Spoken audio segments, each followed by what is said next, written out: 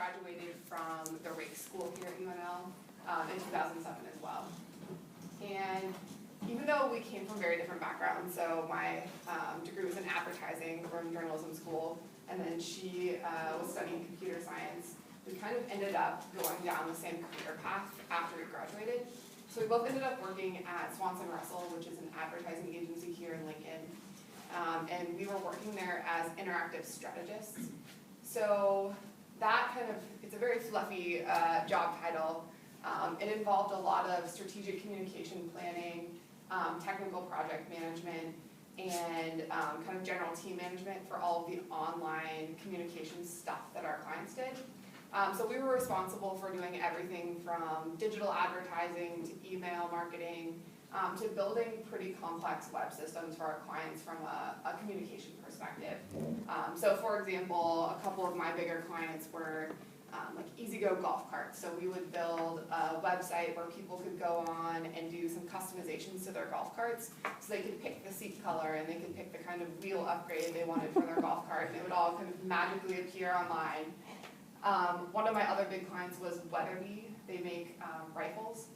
And I'm a vegetarian, so that was a little bit of a disconnect for me from a personal passion perspective. So I did a lot of social media monitoring, and we had an online community set up just for hunters and shooters who were Weatherby enthusiasts that I was the moderator of. So a lot of people online thought I was a guy who liked to hunt, which was not true at all. So I loved the work that I was doing there, but from just kind of connecting with where my passions were, the clients that I was working on just weren't doing it for me. So after about 5 years, I started looking for something different to do. And my husband, works at Huddle. I'm not sure if you guys know what that is. It's another tech startup here in Lincoln. Ella's husband is actually one of the founders of Huddle, and they're doing really well, which is awesome, but it means that we're kind of limited in where we were looking for jobs. We knew we needed to stay in the Lincoln, Omaha area. And after a couple months of searching, we just really weren't finding anything that was still in that kind of technical project management, strategic online communication space that really spoke to us from a subject matter perspective. So we just started getting together on the weekends and throwing around ideas for things that we could potentially explore, something that we could start up. And one of the problems that we were having personally is we both really like to shop local, both from a kind of fashion perspective, so going to the boutiques around town and buying clothes, but then we're also big vintage antique furniture enthusiasts. So we're those crazy people that go to like the antique junk stores and go treasure hunting. But we didn't have a ton of time because we were super busy with what we were doing at Swanson Russell. We're both really involved in kind of the entrepreneurial and tech community here in Lincoln. So I am one of the people that runs the Nebraska UX group. So a lot of my free time is taken up with doing that kind of stuff. And there's not a great connection in the little shopping districts around town. So if I wanted to hit up my favorite stores on the weekend, I might spend half a day driving around. And it can be pretty disappointing when you go to 3 of your favorite stores, you've spent 2 hours in the car, and they've gotten nothing new since the last time you were there. Or even worse, you find the perfect dress that you would have loved that's going to be great for the wedding next weekend, but they'd already sold out of your size and they can't get another one in. So we were constantly complaining to each other like, oh, I wish Embellish would put more of our stuff online so I could see it as it got in store, or it would be great if this new antique store that's across town would put some stuff online so I know if it's worth making the trip out there to see what they have. And finally one day a light bulb went off like, hey, we do online marketing and build websites for people, and we wish this group of people would have more websites. So let's see if there's something that we could potentially do there.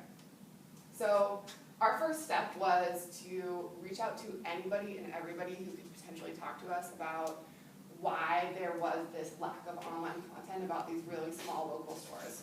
So we put together our kind of hit list of stores that we really wanted to reach out to, and just contacted them any way we could figure out how. We called the store, we sent them some Facebook messages, we emailed them, and asked if they would give us an hour of their time for a cup of coffee.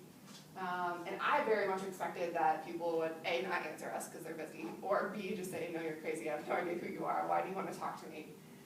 But everybody was really nice. I think everyone we reached out to said yes.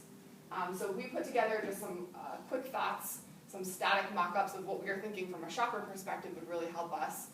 do a better job of being patrons of these stores. And sat down and showed them our idea and then kind of had a conversation about why they weren't able to take advantage of online marketing. And what we found is online marketing for these really small stores was a much bigger challenge than we were imagining it would be.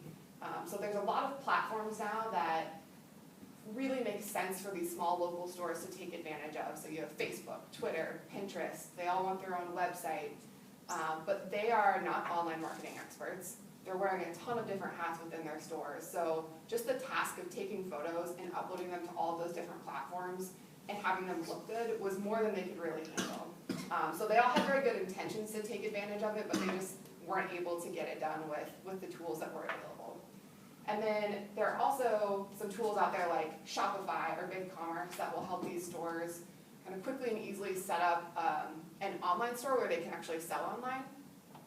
But what we weren't anticipating is how difficult that can be when your inventory selection is so limited.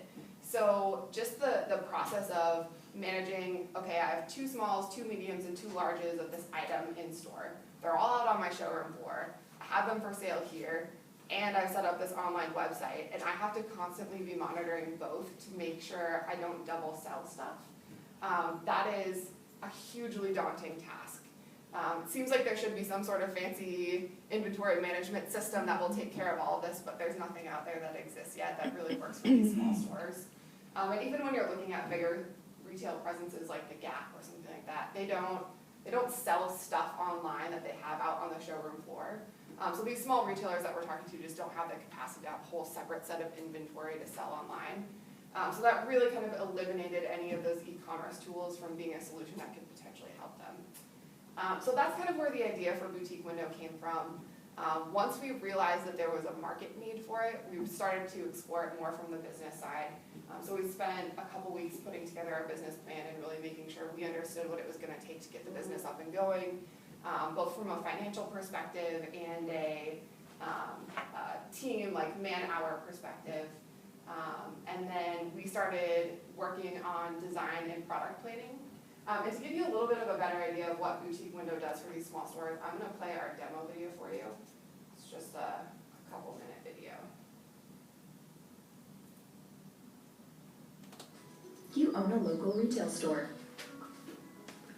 You've worked hard to create a unique in-store experience, and your hand-picked merchandise makes it easy for shoppers to find items that fit their style.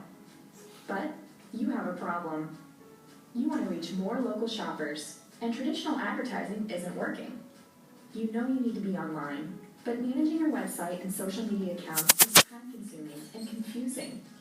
The truth is, you're not an online marketing expert, and you shouldn't have to be. Boutique Window is here to help. Boutique Window makes it easy to set up a professional online presence that lets shoppers discover your merchandise everywhere on the web. Here's how it works. Sign up at boutiquewindow.com and connect your website and social media accounts. Next, upload pictures of your merchandise.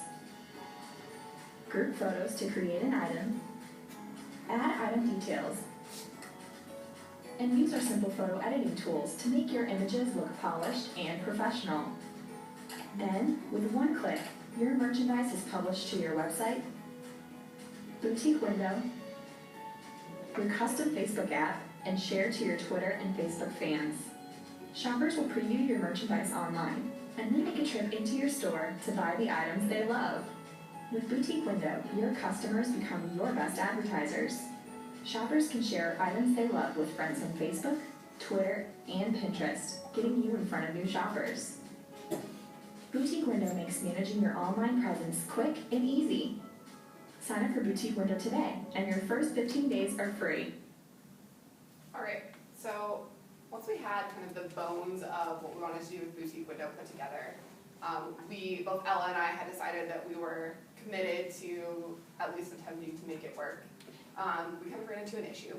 So even though Ella went through the computer science program at J.D. Edwards / break school now, she was not a developer. So we could get all the design work done, we had the skills to do all of the planning, but we did not have the skills personally to actually do the back-end coding part of the product.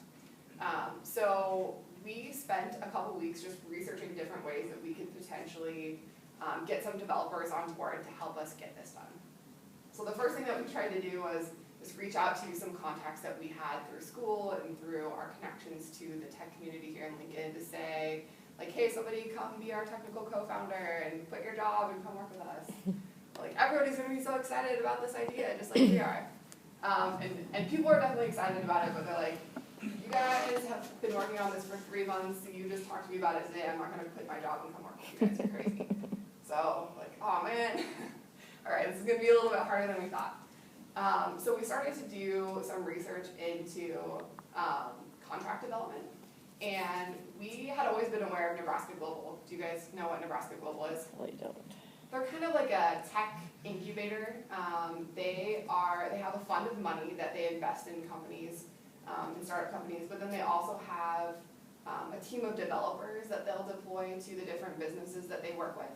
And so the kind of bigger picture plan for this pool of developers is that Nebraska Global invests in these really early stage technology companies, and we'll do package deals where it's like, hey, we'll give you $50,000 plus a couple developers can work on your project for a year, and that should be enough to prove something and see if we want to give you more money. We were not at that stage yet. We were early stage, so a little bit too soon for us to go out and look for any investment.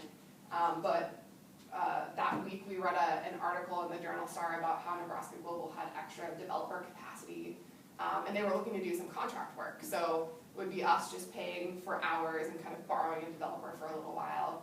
No kind of equity exchange happening there. We're like, all right, this is what we need to do. We're super excited to work with somebody local. Now we need to find money. And so we started researching different programs available from the state of Nebraska. And they have a lot of really cool programs right now to help new businesses get started. And we were actually able to get a grant from the Department of Economic Development to help us do the initial prototype development for our product. So those two things kind of coming together at the same time were huge for us. It let us get the first version of Boutique Window built out. And we opened up a private beta in February of this year.